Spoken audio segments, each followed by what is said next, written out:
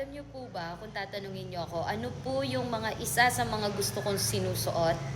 Kung makikita niyo po, alam niyo isa sa mga gusto kong suotin ngayon, eto, bracelet. Yes, bracelet po ito na may Bible verse po.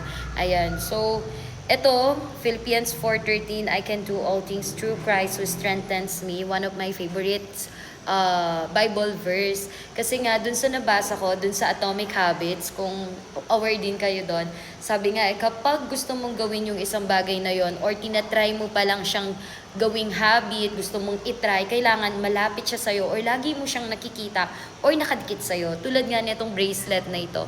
So, kapag nangihina ka, nagda-doubt ka, parang pagod ka, so itong Bible verse na itong Philippians 4:13 na nagpapaalala sa akin na kaya kong gawin kahit anuman kasi si God yung nagbibigay ng lakas sa akin.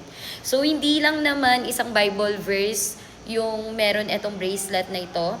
Pwede po kayong mamili, depende sa Bible verse na gusto ninyo, dito lang po sa yellow basket.